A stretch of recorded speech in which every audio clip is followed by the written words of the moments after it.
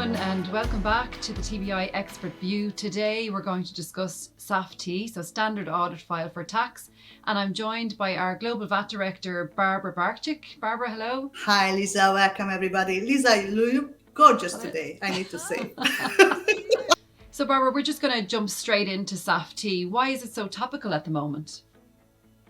Yeah, before we jump on that topic, let's say that I think there is a confusion when term is SAFT used, and this is because of the evolution of the concept and the use of the SAFT by the tax offices. Yeah, so I think it really is down to the terminology and what does SAFT mean to different countries, and this is where the confusion lies. So maybe we'll just bring it back to the beginning and talk about the origin or the concept, the original concept of SAFT and how that's evolving in the different countries. So SAFT is an abbreviation and stands for the Standard Audit File for Tax. It was developed by the OECD, and the aim was producing the standardized format for electronic exchange of accounting data from organizations to tax authorities and external auditors. There were two main aims and two main key principles behind the SAFT.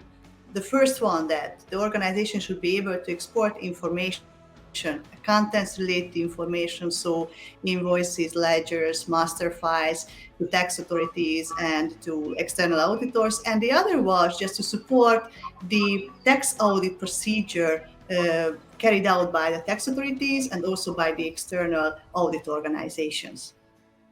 Sounds like a very practical and straightforward kind of concept, the original SAFT concept. So why has it become very complicated? Because what emerged from this original concept was actually three broadened areas. It could be divided. The first one is when, based on the tax authority request, you are sending the data in a standardized format for tax audit purposes, for example. The second element, or the second way how SAFT developed, is basically being a periodical data provision beside or on the top of the regular standard VAT return.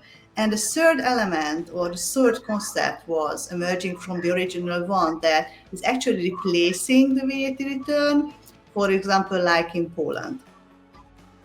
And we also have Norway. So Norway is the latest country to introduce SAFT in its reporting kind of requirement. And just going back to what you said previously, I suppose the complexity lies in that each country has taken its own kind of version of SAFT in its original format, for that audit process, and then reporting in real time, near real time. And now we have this kind of the replication of the VAT return, or replacement of the VAT return by SAFT, like in Poland, for example, and now in Norway. So we know that this year Norway introduced their SAFT e-VAT reporting from the 1st of January 2022, and it was intended to be a simplification of the VAT compliance process.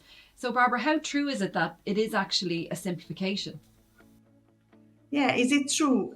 SAFT is quite often described as a burdensome exercise in the vast majority of the countries.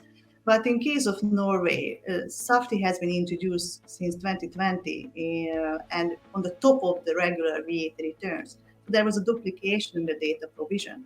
Since the January 2000, so since this year, they just only need to submit the SAFT report and the e-VAT report, as they're calling it, which is actually an effective reduction in the data provision requirement. So this is a simplification indeed. So in Norway now, the VAT return as we know it is gone, and it has been replaced with this. It's still high level, so we're not down to transactional level detail, but it is a kind of an amalgamation of VAT codes. How is the new content reported, or how is it covered in this new format?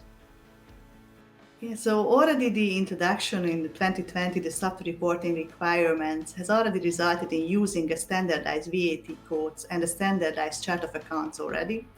So the same data content will be reported effectively. So there is nothing new in the reporting requirements, but instead of the box level allocation of the information, the transaction allocation will be based on the SAFT codes. As a result of this, all transaction will be reported as just like that in the past. So there will be the same information provided to the tax authority, just in a little bit different format. So it's a real simplification, like I said before. So now the transactions need to be reported according to the SAFT code. So how do taxpayers, or how will they know how to map their previous tax codes to the new SAFT codes? Yeah, there is a summary table to be found on the Norwegian Tax Authority homepage where to give a straightforward instruction in this regard. So no worries, it's pretty clear, very user-friendly. So that's the VAT return covered and its content. What about the submission, Barbara? So lots of taxpayers are already used to using the API connection because of the SAFT obligation introduced previously.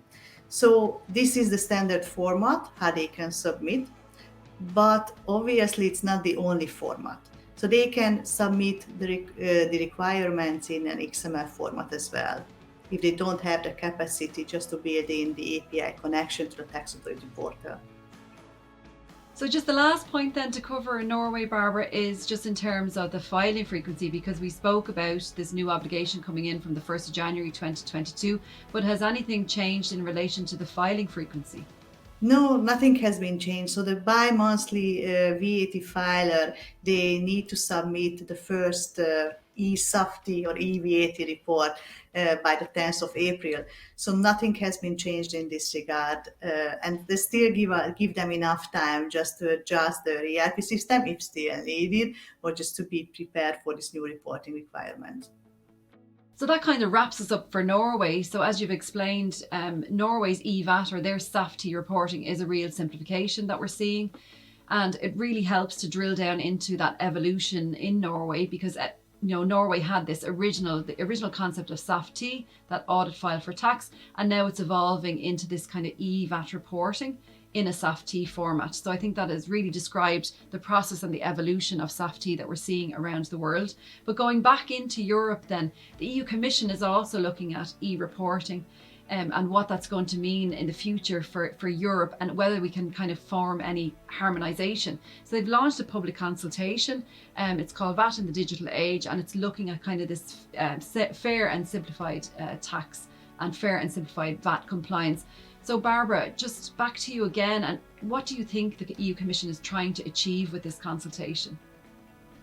The Commission Action Plan for Fair and Simple Taxation underlined the need to look how the technology can be used by the authorities to fight against tax fraud, and that also just to support the businesses, the way they are reporting effectively their data requirements. So it will look at the current VAT rules in one element, and how they should be adopted in the digital age, how they could be used and how they could be interpreted. So it will also try to bring some harmonization on the technology level and for the digitalization of the VAT reporting, which means that they're trying to achieve a legislative proposal by 2022 in actually 3 different areas. The one of them is the VAT reporting and the e-invoicing. The second is basically the VAT treatment of the platform economy. The third one is a single EU VAT registration. So these are the 3 main areas they would like to look into. And they already started the consultation in this regard. They haven't finished it yet. And there will be an impact assessment issued based on those feedbacks. So Barbara, just your personal opinion then on how successful you think this public consultation will be and the ultimate proposal coming from the EU Commission. So like we discussed, or like we see, there are various SAFT variants throughout Europe. So we have got real-time reporting, real-time invoicing for Hungary. We have got an almost real-time reporting for Spain, SII. We have got a periodical data provision, for example, for the Czech Republic.